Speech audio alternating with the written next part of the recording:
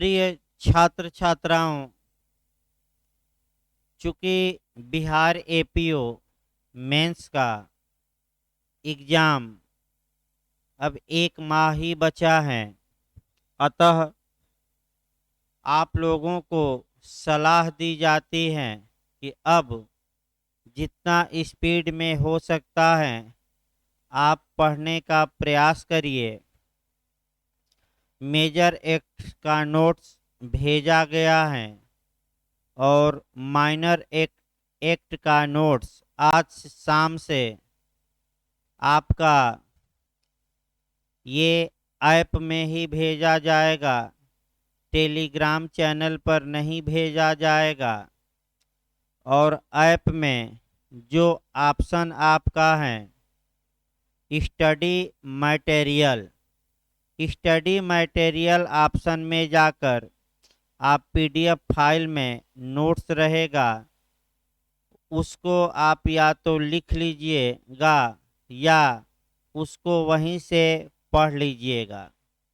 आइए अब हम थोड़ा स्पीड से ही पढ़ाया जाए और मुख्य क्वेश्चन इस समय निकाले जा रहे हैं। आज हम शुरू करते हैं आईपीसी का चैप्टर 5। जहां तक आईपीसी का चैप्टर 5 की बात है, सेक्शन 107 से लेकर 120 तक है और इसमें एबेटमेंट या दुष्प्रेरण के बारे में प्रावधान किया गया है। देखिए, क्वेश्चन आपका कहाँ कहाँ से इसमें बनता है वह पहले बता दिया जाए और तब इस चैप्टर से को पढ़ाया जाए। एक तो आपका क्वेश्चन बनता है दुष्प्रेरण या एबेटमेंट से आप क्या समझते हैं, इसके आवश्यक तत्व बताइए। तब आप लिखेंगे 107। दूसरा जो मॉडल आपका बनता है, दुष्प्रेरक से आप क्या समझते हैं, एबेटर से आप क्या समझते हैं, इसको समझाइए। तब आपका जवाब रहेगा 108 यानी कि धारा 100 वाट। कभी काल समस्यात्मक या इलस्ट्रेशन दे देता है। इलस्ट्रेशन जो मुख्य रूप से आता है वह एक तो 114 से आता है यानी कि धारा 114 से, और फिर जो दृष्टांत आते हैं धारा 111, 111, 112 और 108 से भी इलस्ट्रेशन पूछे जाते हैं। तो समस्यात्मक क्वेश्चन भी आपको याद बने करना पड़ेगा, कैसे अच्छे से डील करना है, और थ्योरेटिकल क्वेश्चन भी आपको कवर करना है। आइए हम शुरू करते हैं पहले क्वेश्चन से, थ्योरेटिकल से। आपका दुष्प्रेरण को परिभाषित करिए तथा दुष्प्रेरण कितने काइंड से, कितने प्रकार से किया जा सकता है, इसका उल्लेख करिए। तो आप इस क्वेश्चन को कैसे डील करेंगे, आप ये देखिए। भारतीय दंड संहिता के अध्याय 5 में सेक्शन 107 से लेकर 120 तक दुष्प्रेरण के बारे में प्रावधान किया गया है, जिसमें कि सेक्शन 107 में दुष्प्रेरण को परिभाषित किया गया है। दुष्प्रेरण का शाब्दिक अर्थ होता है किसी व्यक्ति को उत्प्रेरित करना या प्रेरित करना, लेकिन विधिक भावाबोध के अंतर्गत सेक्शन 107 के तहत दुष्प्रेरण 3 प्रकार से किया जा सकता है। अब उसके बाद ये भूमिका बांध के और 107 शुरू करेंगे। 107 का जो बेयर एक्ट में बातें हैं, प्रयास ये करिए कि हूबहू उसको तैयार कर लीजिए। देखिए, 107 क्या कहता है? वह व्यक्ति किसी बात के किए जाने का दुष्प्रेरण करता है जो, फिर एक बार देखिए, वह व्यक्ति किसी बात के किए जाने का दुष्प्रेरण करता है जो, इसके बाद पड़ी पाई दे देंगे, पैराग्राफ चेंज करेंगे और फर्स्ट सेकंड और थर्ड 3 प्रकार से चूंकि दुष्प्रेरण हो सकता है तो पहले तीनों प्रकार को आपको लिखना होगा। फर्स्ट देखिए, उस बात को करने के लिए किसी व्यक्ति को उकसाता है। सेकंड है, उस बात को करने के लिए किसी षड्यंत्र में एक या अधिक अन्य व्यक्ति या व्यक्तियों के साथ सम्मिलित होता है। यदि उस षड्यंत्र के अनुसरण में और उस बात को करने के उद्देश्य से कोई एक्ट यानी कि कोई कार्य या अवैध लोप यानी कि इलीगल ओमिशन घटित हो जाए। और थर्ड है, उस बात के लिए उस बात के किए जाने में या किसी कार्य या अवैध लोप द्वारा शासय सहायता करता है। ये 3 प्रकार हैं और तीनों बेयर एक्ट की भाषा से ही लिखना है। इसके बाद आपका व्याख्या करेंगे। चूंकि दुष्प्रेरण 3 प्रकार से हो सकता है तो फर्स्ट लिखेंगे आपका उकसाने द्वारा दुष्प्रेरण, इसकी व्याख्या करेंगे 10-10 लाइन। आपका तीनों की व्याख्या देखिए कैसे करेंगे। दुष्प्रेरण किसी व्यक्ति को कोई आपराधिक कार्य करने के लिए उकसाने द्वारा किया जा सकता है।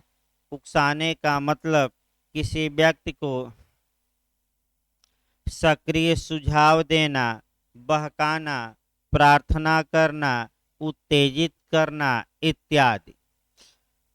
क्वीन वर्सेज मोहित के वाद में क्वीन वर्सेज मोहित के वाद में यह निर्णय दिया गया कि जब कोई स्त्री सती होने जा रही हो और उस समय लोग उसके पीछे चल रहे हों तथा राम नाम सत्य है का नारा लगा रहे हों या कह रहे हों तो इसे उकसाने द्वारा दुष्प्रेरण माना जाएगा। अर्थात यह माना जाएगा कि ऐसे व्यक्ति उस स्त्री को सती होने के लिए उकसा रहे हैं। दूसरा केस आपको लिखना है शिव दयाल मल वर्सेज स्टेट। शिव दयाल मल वर्सेज स्टेट। पत्र द्वारा दुष्प्रेरण के मामले में अगर पत्र पढ़ लिया गया है तो दुष्प्रेरण होगा और यदि पत्र नहीं पढ़ा गया है तो यह केवल दुष्प्रेरण का अटेम्प्ट होगा, प्रयत्न होगा। उकसाने शब्द को इस धारा के यानी कि सेक्शन 107 के स्पष्टीकरण 1 में और स्पष्ट किया गया है,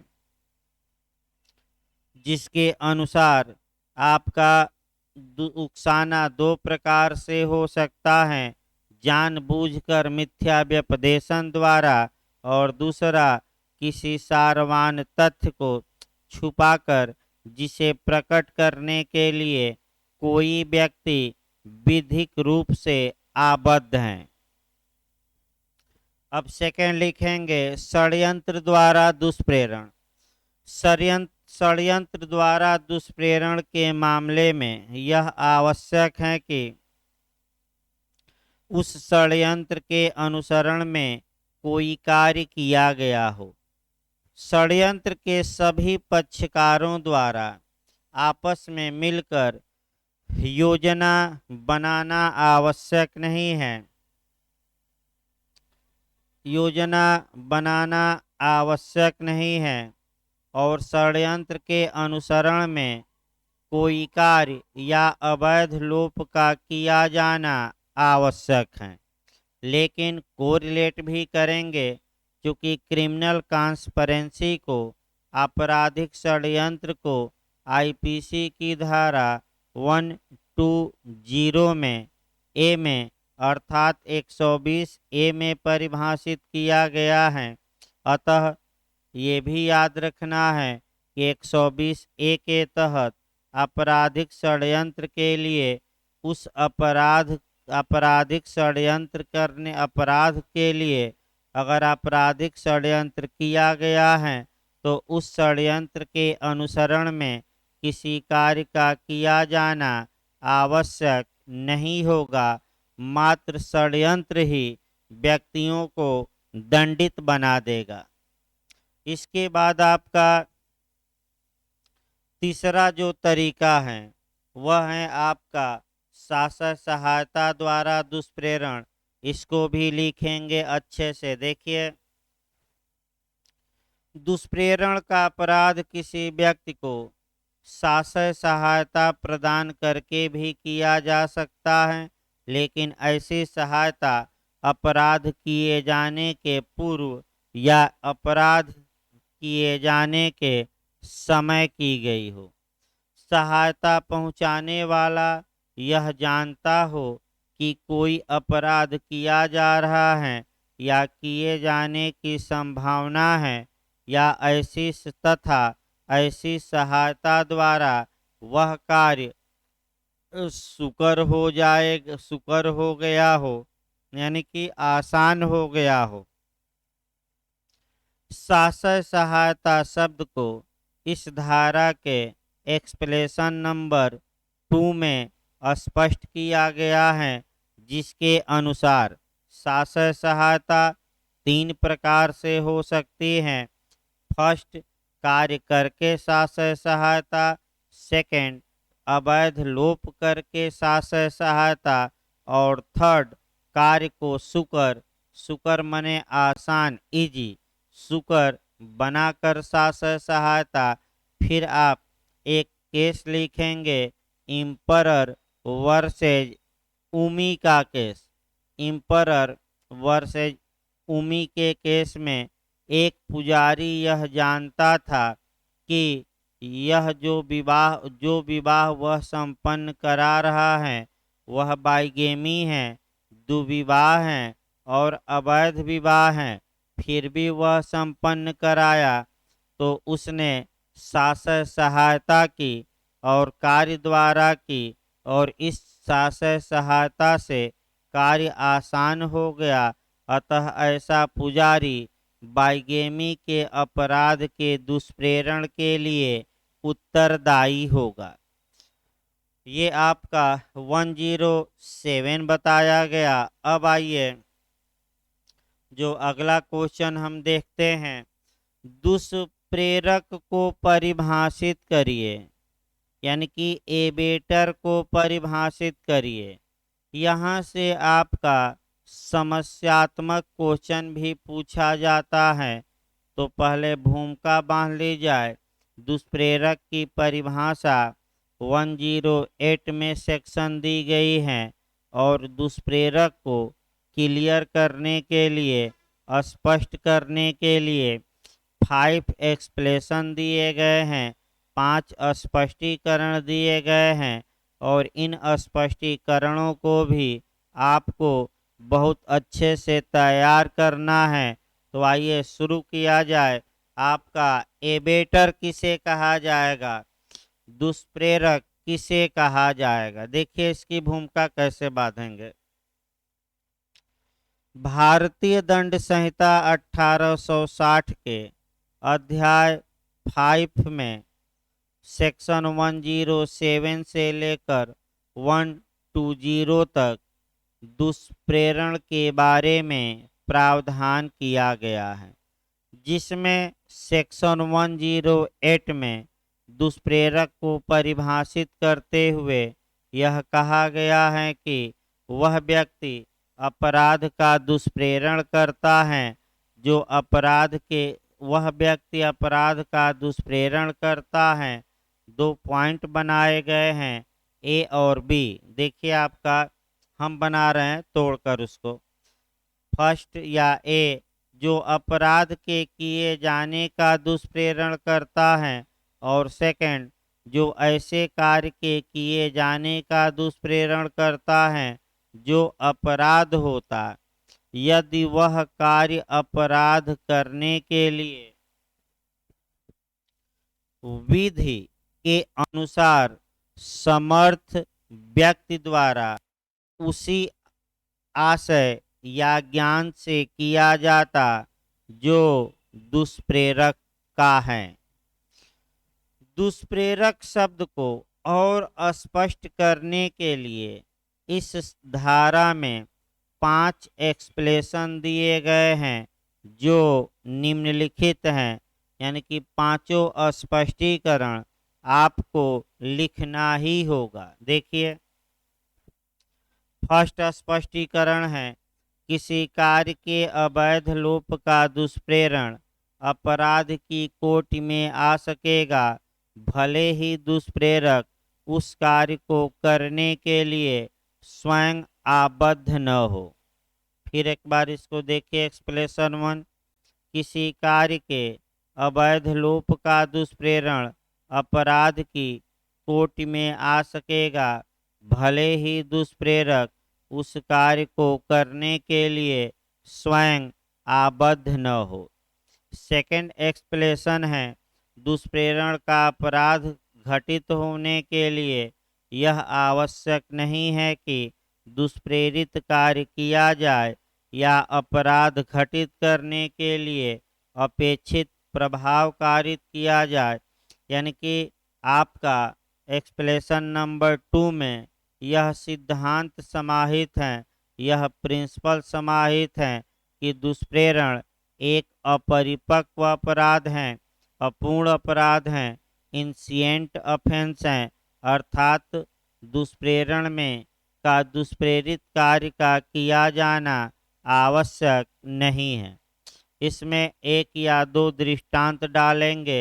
एक्सप्लेनेशन 2 में एक दृष्टांत डालिएगा जहाँ की आपका कार्य किया ही नहीं गया, और दूसरा इलस्ट्रेशन डालेंगे जहाँ की दुष्प्रेरित कार्य तो किया गया लेकिन अपेक्षित प्रभाव नहीं उत्पन्न हुआ। तो आइए देखा जाए। पहला दृष्टांत, गौ की हत्या करने के लिए ख को क उकसाता है और ख वैसा करने से इनकार कर देता है, भले ही ख इनकार कर दिया हो, क हत्या के दुष्प्रेरण के लिए दायी होगा। यानी कि क हत्या करने के लिए ख को दुष्प्रेरित करने के लिए उत्तरदायी होगा, क्योंकि अपराध का किया जाना दुष्प्रेरण के लिए आवश्यक नहीं है। दूसरा दृष्टांत दिखाएंगे, आपका अपेक्षित प्रभाव न होना।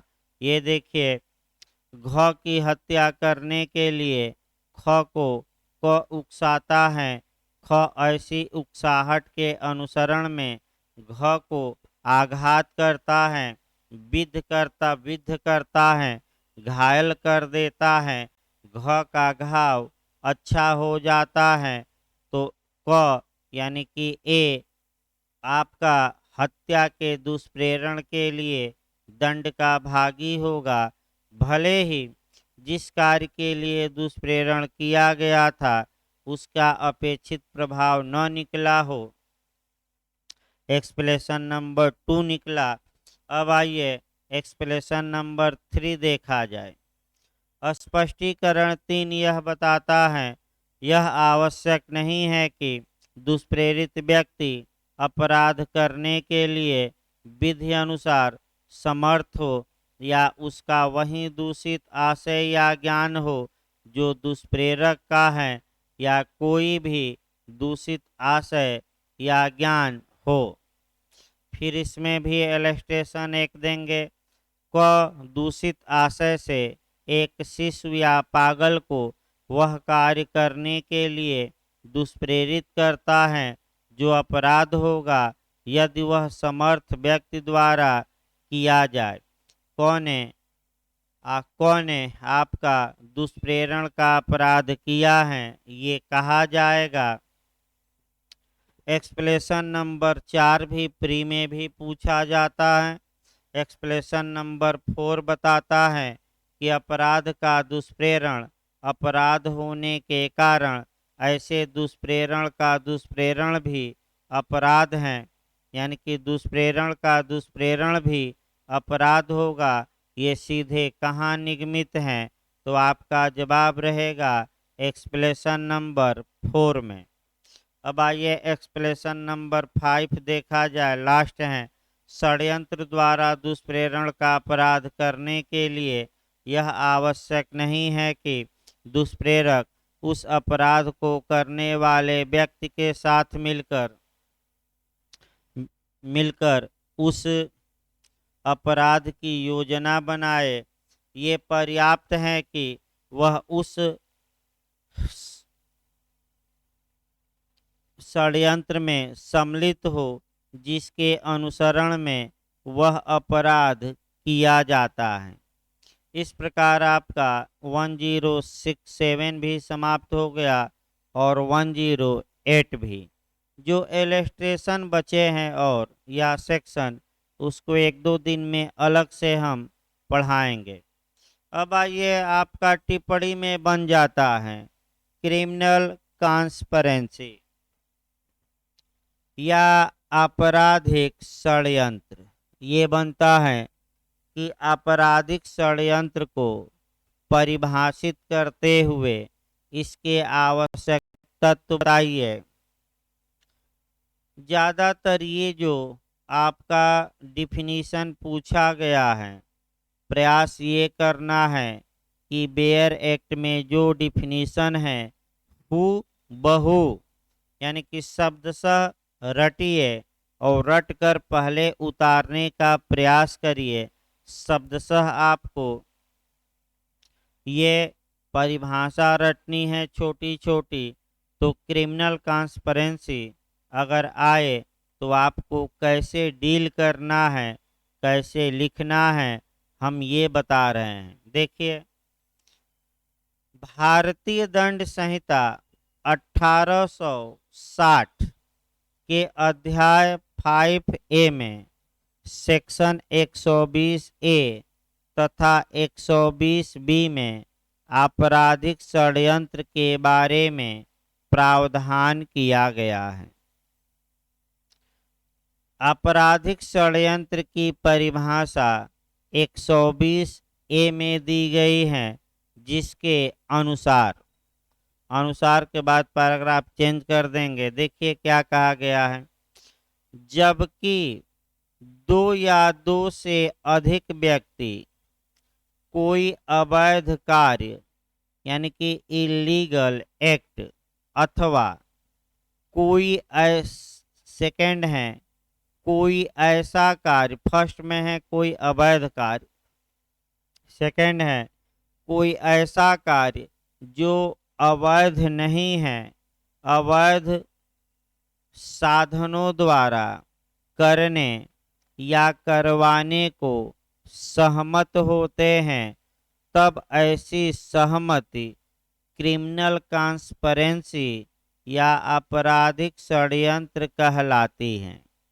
फिर आपका प्रोविजो है जो अति महत्वपूर्ण है। प्रोविजो देखिए, परंतु किसी अपराध को करने की सहमति के सिवाय कोई षड्यंत्र आपराधिक षड्यंत्र तब तक नहीं होता जब तक कि सम्मति के अलावा कोई कार्य उसके अनुसरण में उस सहमति के एक या अधिक पक्षकारों द्वारा नहीं कर दिया जाता। फिर एक्सप्लेशन है और एक्सप्लेशन ये बताता है कि यह तत्वहीन है कि अवैध कार्य ऐसी सहमति का चरम उद्देश्य है या उस उद्देश्य का आनुषांगिक यानी कि कोलिटरल यानी कि जुड़ा हुआ, आनुषांगिक या सहायक कह सकते हैं, आनुषांगिक मात्र हैं।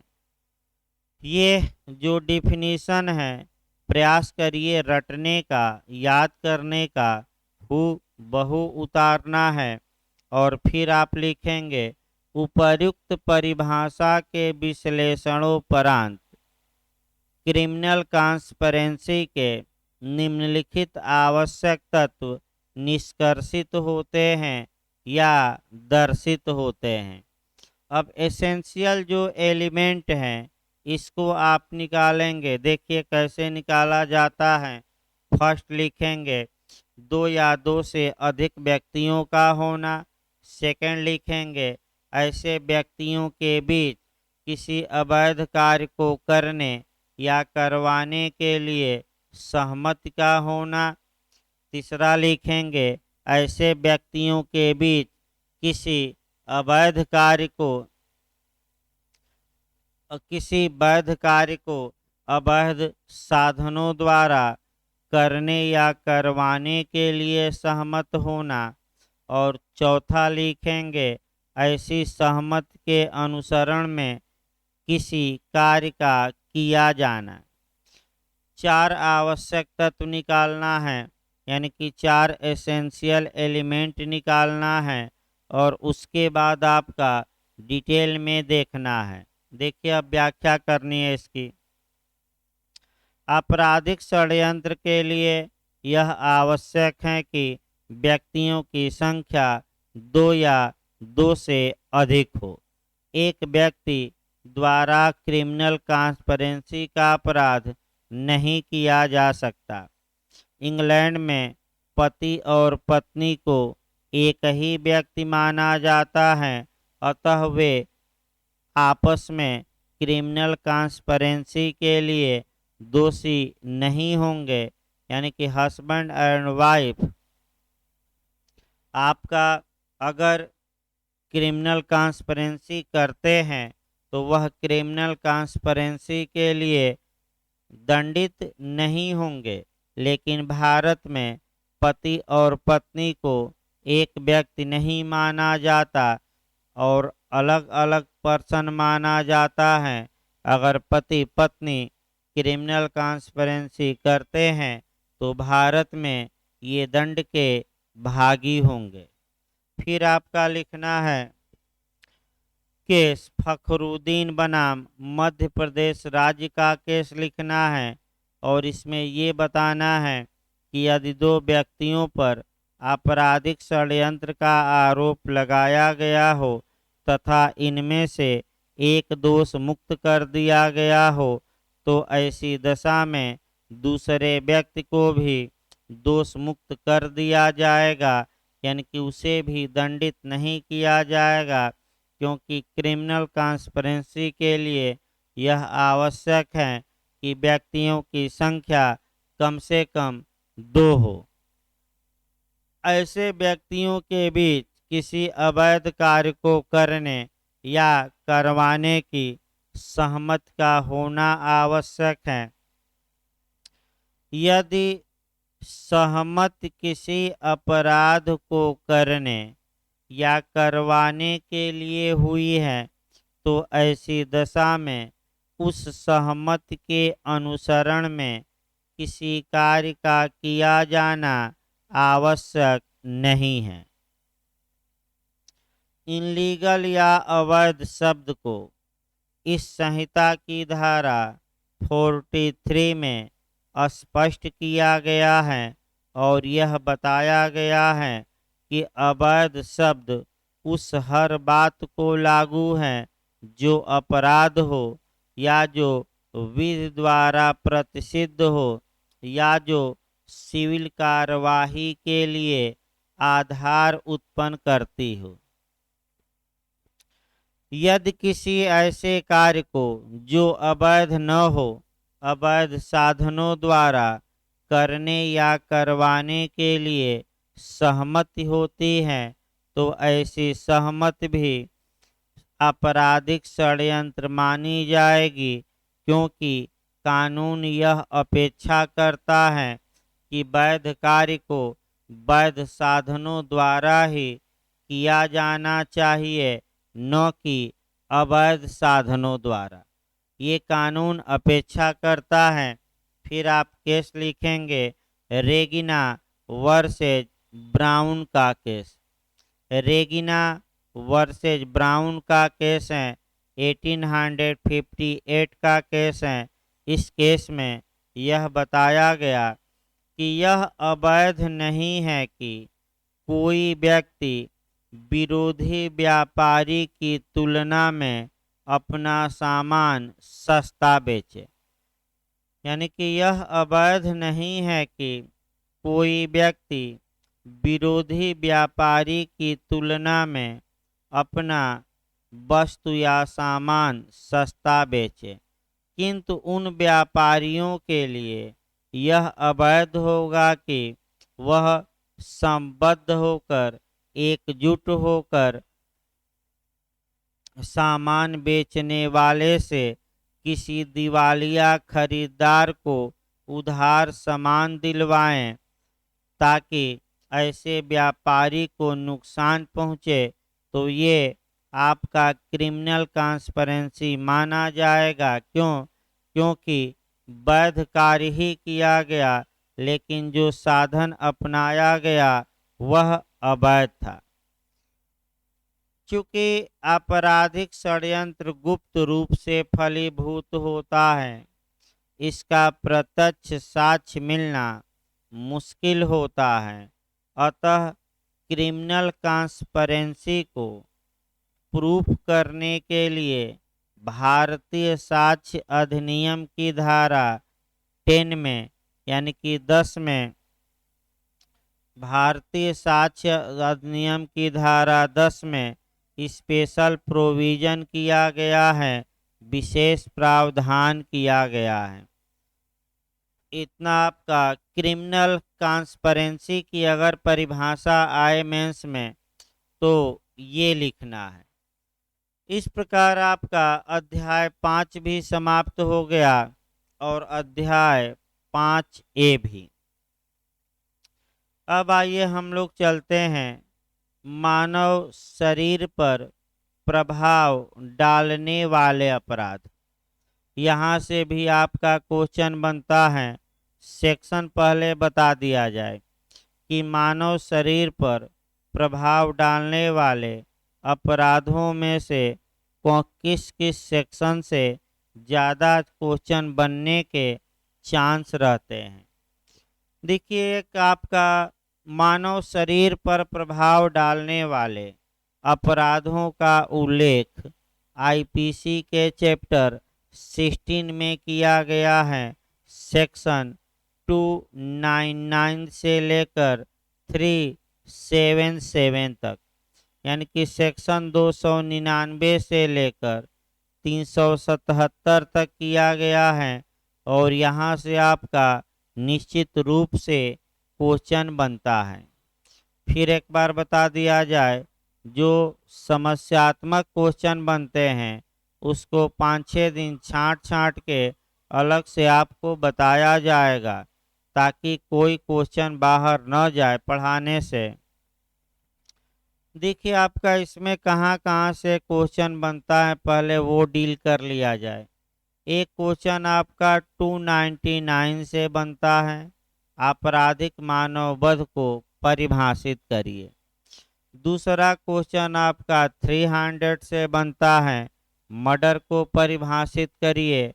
और जो 300 से क्वेश्चन बनता है उसके जो 5 एक्सेप्शन हैं वहाँ से कभी काल अलग से भी क्वेश्चन बन जाता है। आपका पहला एक्सप्लेनेशन प्रोवेकेशन या प्रकोपन से अलग से क्वेश्चन बनता है। फिर अगला मॉडल जो बनता है वह कई बार बना है कंपटीशन में, कि प्रत्येक आपराधिक मानव वध हत्या नहीं होता, लेकिन प्रत्येक हत्या आपराधिक मानव वध होती है, इसकी विवेचना करिए। ये क्वेश्चन बना है। फिर आपका क्वेश्चन बना है, आपराधिक मानव वध और हत्या में डिफरेंस बताइए। यानी कि 299 और 300 में डिफरेंस पूछा जाता है। इसके बाद आपका जो क्वेश्चन बनता है वह आपका 304 आपका ए से क्वेश्चन बनता है। 304 ए आपका उपेक्षापूर्ण या उतावलेपन कार्य द्वारा मृत्यु कारित करना। फिर डावरी डेथ पर कभी काल टिप्पणी बन जाती है। 304 बी पर टिप्पणी बन जाती है। फिर आपका क्वेश्चन जो बनेगा वो हर्ट और ग्रीवियस हर्ट पर बनता है, उपहत और घोर उपहत पर। फिर आपका सदोष अवरोध और सदोष परिरोध पर क्वेश्चन बनता है। फिर व्यापहरण और अपहरण पर, यानी कि आपका किडनैपिंग और एब्डक्शन पर। फिर आपका क्रिमिनल फोर्स और एसाल्ट पर, और इसमें अंतर पूछा जाता है, यानी कि आपराधिक बल और हमला, और इसमें एलेस्टेशन भी पूछा जाता है, और आपराधिक बल और हमले में डिफरेंस भी पूछा जाता है। ये भी सतर्क रहना है। तत्पश्चात आपका कभी काल बलात्कार या दुराचार से भी क्वेश्चन बन सकता है। और अंत में सेक्शन 377, यानी कि कुल मिलाकर मेंस के लिए कम से कम आपको इधर से 10 क्वेश्चन कम से कम याद करना पड़ेगा जो आपका बनता है। तो आइए एक एक करके आपका चला जाए। पहला क्वेश्चन हम उठाते हैं, हर्ट या उपहति। पहला क्वेश्चन हम उठाते हैं मेंस के लिए यहाँ से, हर्ट या उपहति को परिभाषित करिए। या टिप्पणी में बन सकता है मेंस में उपहत के बारे में। तो आपका जवाब कैसे रहेगा, यानी कि आप कैसे इस क्वेश्चन को लिखेंगे। 1 से 1.5 पेज में इस क्वेश्चन को कवर कर लेना है। देखिए, भारतीय दंड संहिता 1860 के अध्याय 16 में सेक्शन 299 से लेकर 377 तक में मानव शरीर पर प्रभाव डालने वाले अपराधों का उल्लेख किया गया है। ये लिखेंगे। फिर उसके बाद आप लिखेंगे जिसमें आपका सेक्शन 319 में हर्ट या उपहत को परिभाषित किया गया है, जिसके अनुसार, अब जिसके अनुसार तो भाई बेयर एक छोटा है 2 लाइन का, तो आप प्रयास करिए कि हूबहू रटिए, यानी कि हूबहू इस क्वेश्चन को क्या करना है, रट्टा मारना है। छोटे छोटे जो बेयर एक्ट हैं, देखिए, जो कोई किसी व्यक्ति को शारीरिक पीड़ा, कामा देंगे रोग, कामा देंगे या अंग शैथिल्य कारित करता है, वह उपहत करता है, यह कहा जाता है। यानी कि जो कोई किसी व्यक्ति को शारीरिक पीड़ा दे या कोई रोग कारित करे या अंग शैथिल्य करे, तो ऐसी दशा में ऐसे अपराध को हर्ट या उपहत कहा जाता है। यानी कि ये परिभाषा हो गई। इस परिभाषा को ही व्याख्या करना है, कम से कम 15 लाइन। देखिए कैसे व्याख्या करेंगे। जब कोई व्यक्ति किसी दूसरे व्यक्ति को शारीरिक पीड़ा पहुंचाता है तो उसे उपहत कही जाती है। ऐसी शारीरिक पीड़ा स्वेच्छा पूर्वक पहुंचाई गई हो। यदि शारीरिक पीड़ा आकस्मिक थी या दुर्घटनावश हो गई तो इसे उपहत नहीं माना जाएगा। केवल मानसिक पीड़ा पहुंचाना हर्ट या उपहत नहीं माना जाएगा, क्योंकि शारीरिक पीड़ा में मानसिक पीड़ा शामिल नहीं है।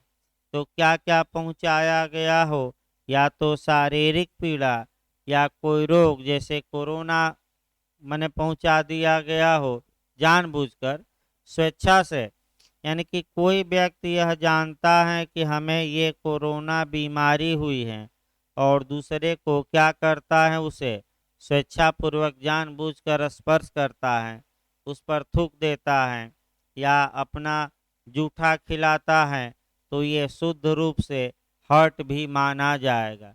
लेकिन अगर नहीं जानता कि उसे कोरोना बीमारी हुई है और दूसरे को हो जाती है स्पर्श से, तब वह हर्ट का दोषी नहीं होगा।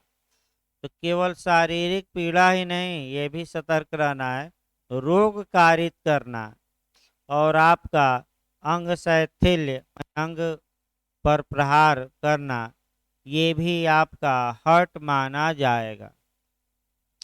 यदि कोई व्यक्ति किसी दूसरे व्यक्ति को स्वेच्छापूर्वक जानबूझकर स्वेच्छापूर्वक रोग कारित करता है या अंग शैथिल्य कारित करता है, इसे भी उपहत्य माना जाएगा। अर्थात ऐसे कार्य जो न तो मृत्यु कारित करने के आशय से किए गए हैं, न ही मृत्यु कारित करने के ज्ञान से, और न ही इस बात की संभावना हो कि मृत्यु कारित हो जाती है, तब ऐसे कार्य को केवल हर्ट या उपहत्य माना जाता है।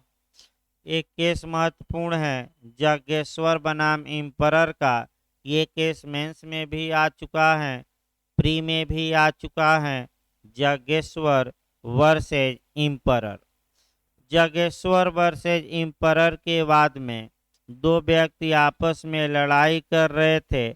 उसी समय एक व्यक्ति की पत्नी अपनी गोद में एक छोटे बच्चे को लेकर आ गई। अभियुक्त उस महिला पर थप्पड़ चलाया, लेकिन थप्पड़ महिला को न लगकर बच्चे को लग गया और बच्चे की मृत्यु हो गई। ऐसी दशा में अभियुक्त जागेश्वर को केवल और केवल हर्ट के लिए दोषी ठहराया गया। यानी कि अगर वह थप्पड़ महिला पर लगता तो केवल और केवल क्या माना जाता, हर्ट। और दुर्भाग्यवश किसको लग गया, बच्चे को। अतः जागेश्वर को बच्चे की हत्या के लिए उत्तरदायी न ठहराकर केवल और केवल हर्ट के लिए, उपहत के लिए या साधारण चोट के लिए दोषी ठहराया गया। ये क्वेश्चन आपका मेंस में भी समस्यात्मक बना है और आपको इस क्वेश्चन को पढ़ते समय ये मेंस में भी लिखना पड़ेगा। प्री में भी ये समस्यात्मक क्वेश्चन बहुत आता है। इस प्रकार जो हर्ट की परिभाषा थी वह भी समाप्त हो गई। अब आइए ग्रीवियस हर्ट। देखिए आपका ग्रीवियस हर्ट अगले